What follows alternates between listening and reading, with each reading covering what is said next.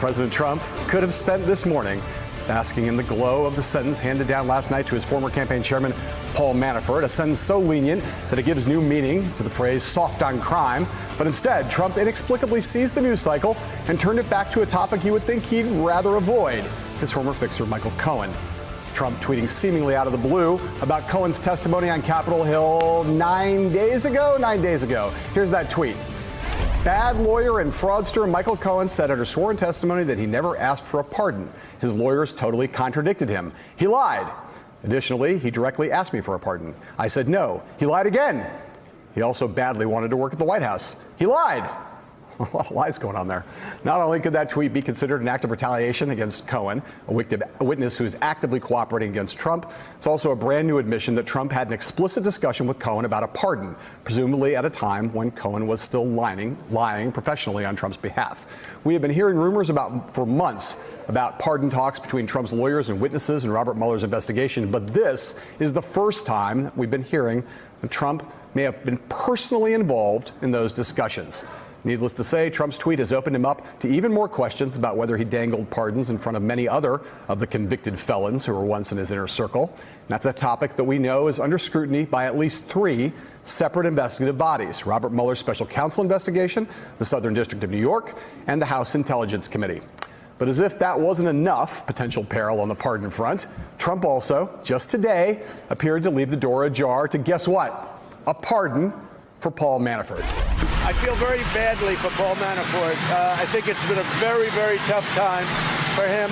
But if you notice, both his lawyer, a highly respected man, and a very highly respected judge, the judge said there was no collusion with Russia.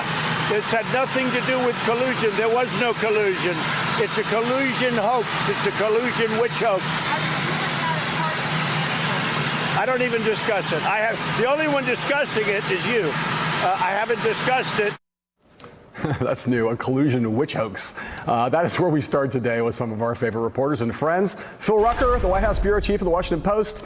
Matthew Miller, the former chief spokesman of the Justice Department, former deputy assistant attorney general and U.S. attorney, the Harry Litman, and NBC News national political reporter Heidi Przybyla. Guys, it is great to see you. I wish you were all here at this desk with me. I want to start out with you, Harry Litman, and ask you this question. It seems to me, and I'm no lawyer, but it seems to me like Donald Trump with this tweet may have opened himself up to, hard to believe, additional new legal exposure. Am I right or am I wrong?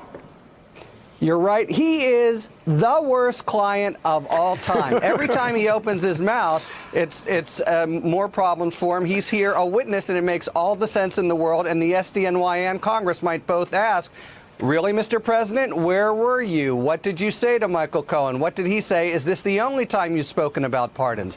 He's so far skated from it because of his position as president. He's been able to elude actually asking questions. Perhaps he does it again here. But you have to imagine that Ned Flood and all Trump lawyers are cringing once again to hear him basically admitting, yes, we had this conversation. Come and ask me about it. So, Matt Miller, I ask you, I think you're more of a scholar of presidential and legal matters than I am, but it seems to me that it's possible that Donald Trump, in 2+ years in the White House, has mentioned the word pardon in public more than all of our previous presidents combined.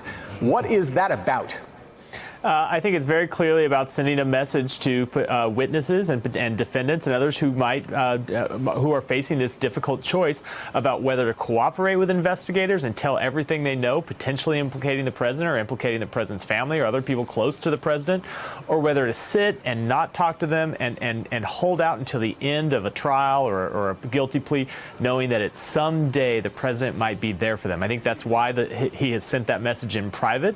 As you alluded to, it's been reported that his previous attorney, John Dowd, had conversations with the attorneys for Mike Flynn and Paul Manafort. It's why maybe he had this discussion with Michael Cohen. It was a remarkable thing for him to put on the record. No one knew that until he put it out there today. And I think it's why he said it so much. And his line about how we are the only ones talking about it is not true. He's tweeted about it. He's brought it up in other interviews. It has been a constant topic of conversation, oftentimes brought up by him, as it was in this tweet today. Heidi, I ask you, there's reporting, the New York Times talks about how the fact that Trump's lawyers have offered pardons or discussed pardons with Paul Manafort and Michael Flynn previously. This pardon talk is just, it's been a constant feature, and obviously on some level it's just because of the fact that there's more legal jeopardy and more people around Trump who've been in legal trouble than any president in history. But as we get a sense of how much this is kind of become part of the fabric of the discussion, especially with relation to some of these people who are convicted felons or soon to be convicted felons, what do we make of all of that, and where that discussion is headed and what we should make of it? Well, I would say that the backdrop to all of this, if I take you back to the very beginning of the speculation as to what would happen to Paul Manafort, was that there were only two possible explanations to explain his behavior and why he wasn't being more cooperative. Even to this day, the special counsel's office says that he was not offering very much information. So the two possible explanations would be that, one, he was expecting a pardon, or two, whatever would happen to him if he actually did sing, if he actually did talk because of his connections to the Russians, would be worse than what is going to happen to him in terms of his sentencing. So the pardons and the prospect of pardons has been part of the fabric from the very beginning, and not just because of Paul Manafort, but because of the message that it might send to many other potential cooperating witnesses in terms of Michael Flynn. The investigations now are going into a phase, though, John, where they're going to be getting information off of the Hill from many other people who are cooperating. And I just met this morning with some aides from one of those committees, and they say that actually they're getting a lot of cooperation from witnesses who've already provided that information to Mueller. So even if we don't see that information in terms of a final report from Mueller, it is being extracted now by these Democratic oversight committees on the Hill. Hey, so Phil, I want to ask you, I want to focus on one particular thing about this Cohen tweet, which is the kind of out of the blueness of it. And, we noted it was 9 days ago that Michael Cohen testified on Capitol Hill, and obviously he's been back, and there's, all this, Cohen's never really out of the news. But what is it you think, on the basis of your reporting and your intuition, that would cause Trump on this particular morning to decide to raise the Michael Cohen specter again?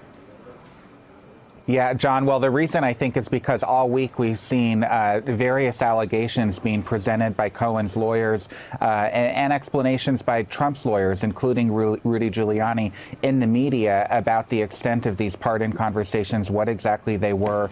Earlier this week, Michael Cohen was up on Capitol Hill in closed-door testimony talking about these conversations. According to our reporting, he was telling congressional investigators that he had had numerous conversations about a pardon that had been dangled before him by Trump's legal representatives, including Rudy Giuliani. And so it's been in the ether, even though we're so removed now from Cohen's testimony. And I think that's why the president finally felt like he wanted to weigh in. But as the panel has underscored, what Trump tweeted is very different than what Cohen has been alleging on Capitol Hill. Trump is actually tweeting that he himself had a conversation with Cohen about a pardon, that Cohen asked him for a pardon, and he said no. Now, this is a president who has never been known to be especially precise in his recollections or his narration of events. So I don't know if that was the truth, but it was an extraordinary tweet. No, and Harry, it does raise this issue, right, which is, again, the personal nature of it that Phil alludes to, the notion that Trump himself was involved in these discussions. It seems to me that, one of the things you would do, again, you said he's the worst client in the world, but if you wanted to maintain a certain amount of plausible deniability, you could sort of say, hey, I don't know what my lawyers have been doing. They might have talked about pardons with some of these folks, but, my lawyers are my lawyers. I personally, the President of the United States, would never get involved in this. But instead, Trump today seems to have stripped away any plausible deniability on his part. Again, it makes absolutely no sense why the president would want to insert himself personally in this discussion. Yeah, 100%. Why today?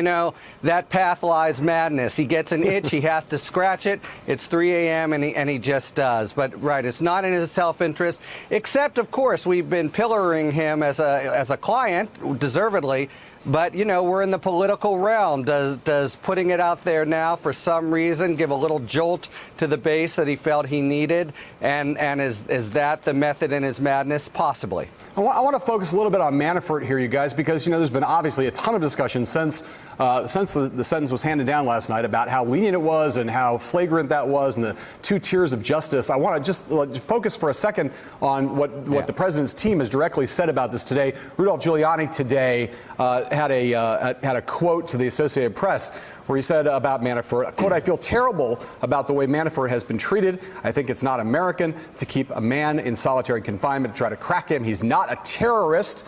He's not an organized criminal. He's a white-collar criminal." Nothing to me screams, Matt Miller, more the two Americas here, or the two-tiered nature of American justice, that we can have a conversation in which someone who is guilty of the kind of crimes that Paul Manafort was convicted of to say this is not a serious crime, as if Giuliani seems to be suggesting, well, he's not a terrorist and therefore he's a jaywalker. What do you make of the sentence itself? And cast your mind forward to next week when a new judge is going to be looking at Paul Manafort's other crimes and has the possibility of adding 10 more years onto his cumulative sentence. Well, first let me say something about Rudy Giuliani. It's kind of become trite to point out what a hypocrite he's become given his past as a prosecutor at SDNY. But it's important here because one of the ways Rudy Giuliani made his name as a prosecutor, as the U.S. attorney for SDNY, was prosecuting people for white-collar crimes. It was insider trading and other cases on Wall Street. That's what made him famous, walking into Wall Street trading floors with handcuffs. They are serious crimes. They ought to be prosecuted. And I think the only people in the country who seem to think that Paul Manafort was treated too harshly here, not too leniently by the judge, but was too harshly, are the president and his legal team. I think the problem with this sentence is twofold. One, if you just look at the nature of his crimes, setting aside what everybody else gets, the nature of his crimes, the sentencing guidelines, the 10-year crime spree that he embarked on, and the serious guilty pleas the serious guilty verdicts returned by that jury on 8 counts, obviously I think he should have been given a much more serious, not the full 19 to 24 years, but something along 10, 12 years would have been justified. But then when you compare it to everyone else, it really does drive home this problem, which isn't new. It's not unique to Paul Manafort, that wealthy, powerful white defendants convicted of white-collar crimes just aren't treated the same as poor defendants, black and brown defendants, guilty of not just violent crimes, but non-violent crimes like drug distribution. Harry, I want to go back to you and ask you a little bit more, to follow up a little further on what I just asked Matt, which is this question of what happens next. Now, Manafort is open to potential of being prosecuted by New York State, in addition to being prosecuted, this the crimes he's already been prosecuted for. And you've got Amy Berman Jackson, the judge who's going to rule on his sentencing next week. If you're Judge Berman Jackson, what are you thinking about what just happened, and does it play any role in how you think about the sentence that you decide to hand down next week? Yeah, that is an interesting and tricky question. Mueller's sentencing memorandum drops a footnote that answers that question yes. Points to a provision in the sentencing guidelines and suggests that she can go up to 10 years based on his overall conduct, in other words, adverting to the Eastern District of Virginia conduct. I would have thought, though, that she would have tried to keep it independent and she's a tough sentencer, but would be looking at something like 7 or 8 years. But I just do want to point out it was an egregious departure. But the system is not done with Paul Manafort and probably never will be. There is not just this coming up. Also, as you say, the possibility of New York. 3 other states, including Rhode Island and Illinois, could potentially indict him, and I think are beginning to look at that hard because of this sentence. He's by no means out of the woods. Phil, one of the things that President Trump seized on today as the most predictable thing in the world, besides like the sun rising in the east, is the notion that Trump would seize on the notion that the judge said there was no collusion. It's not really what the judge said. Talk a little bit about that. I know no collusion is like going to be ringing in your ears probably till the day you die, given the number of times that Trump has said it. But just talk a little bit about that mischaracterization of the facts. Well, it's been ringing in our ears for a couple years now. But look, that was a gross mischaracterization of what Judge Ellis said yesterday. What he said was that Paul Manafort was in that courtroom for crimes that do not have to do with the investigation of collusion between the Trump campaign and Russia. So the Manafort crimes were separate from the Trump collusion Russia investigation. But he did not at all arrive at a judgment about Russian collusion and did not give the president a clean bill of health, as the president, claimed on the South Lawn of the White House today. Heidi, I want to read you a tweet here from Adam Schiff, the chairman of the House Intelligence Committee, that agrees with Phil Rucker's analysis and goes a little further. Here's the Schiff tweet. The statement by Paul Manafort's lawyer after an already lenient sentence, repeating the president's mantra of no collusion, was no accident. It was a deliberate appeal for a pardon. One injustice must not follow another. So Schiff is basically saying, first of all, like what Phil just said, the judge didn't say no collusion. The lawyer said no collusion. And that was intended as an appeal for a pardon. Talk a little about what you think Adam Schiff's game is here and how this action could shift to Capitol Hill on the Manafort front. Right. So based on our reporting, the Intelligence Committee actually is getting a lot of information in coordination with other committees like the Financial Services Committee. If they eventually get Trump's tax returns, they'll get a lot more information from that. But they are going hard at the issue of collusion. That is exactly what they're going to be examining. And unlike in the Senate committee, where you did have some a little bit of a partisan breakdown there. On the House side, there's going to be many more witnesses now coming in, including Alan Weisselberg, that they've already got cooperating. And based on my reporting from speaking with judiciary sources this morning, they're bifurcating a lot of this, and they're taking it very slow because they don't want it to be seen as overreach. They don't want it to be seen as, just going after the president willy-nilly, partisanly.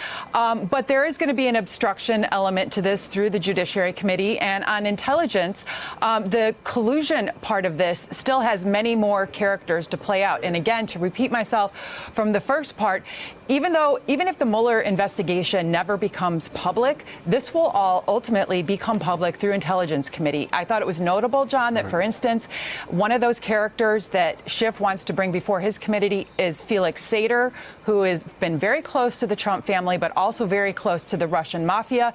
It is notable that Schiff wanted to bring him initially in public. Yeah. Which means that they've already got their hands on a lot of information here that they want to bring now to the American people. Hey there, I'm Chris Hayes from MSNBC. Thanks for watching MSNBC on YouTube. If you want to keep up to date with the videos we're putting out, you can click subscribe just below me or click over on this list to see lots of other great videos.